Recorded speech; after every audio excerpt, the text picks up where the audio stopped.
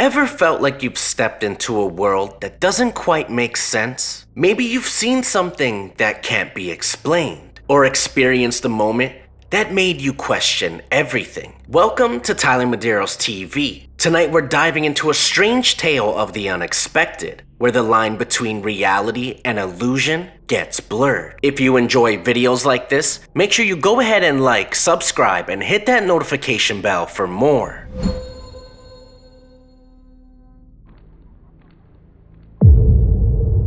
Max stood in front of an old brick building, the faded sign above the entrance reading, Randall's Books. He had walked past it 100 times, but today was something different. The windows were dirtier than usual, the door frame slightly crooked. He shook off the strange feeling and pushed the door open.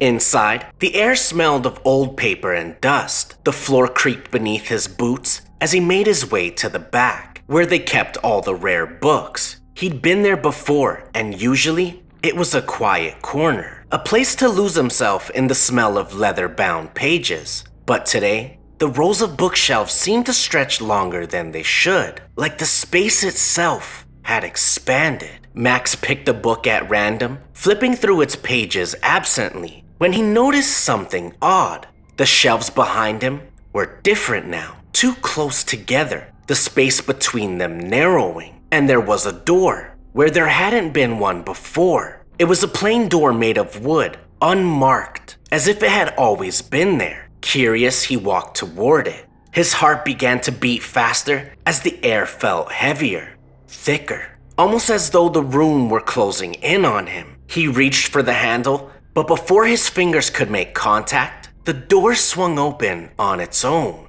On the other side was another hallway, the walls lined with more books. He stepped inside, his mind racing. How had he never seen this before? He'd been coming to Randall's for years. The layout had always been the same. He wandered down the hallway, each step echoing against the walls. It felt endless. He passed door after door, but none of them opened when he tried them. He began to start feeling a sense of panic, the kind that crept up on you when you realized you might be lost in a place you knew too well. After what felt like an eternity, he reached a door at the end of the corridor. This one was different though. It was shining, almost glowing, as if it called him. With a deep breath, he reached for the handle. The moment he turned it, the door opened to a stark white room, empty, except for a small table in the center with a single unmarked envelope on it.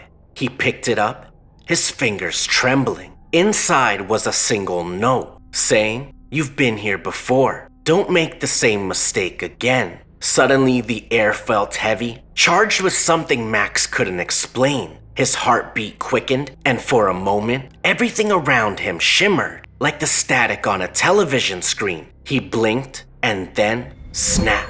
He was back in the bookshop, standing in the front of the first door again, exactly where he had started. His heart thudded painfully in his chest. The door was still crooked, the windows dirty, but everything was back to normal, or so it seemed. Max reached for the door again, feeling a sense of deja vu, so strong it almost paralyzed him.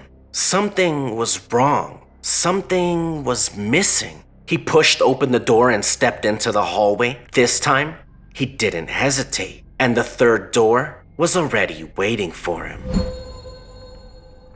Well, what do you think? Could you feel the glitch? If you enjoyed this mind-bending journey, don't forget to hit that like button and subscribe for more stories that will leave you wondering if the world you know is really the world you're living in. Leave your thoughts in the comments below. Have you ever experienced a glitch in the Matrix? Until next time, remember, stay curious and keep exploring the unknown.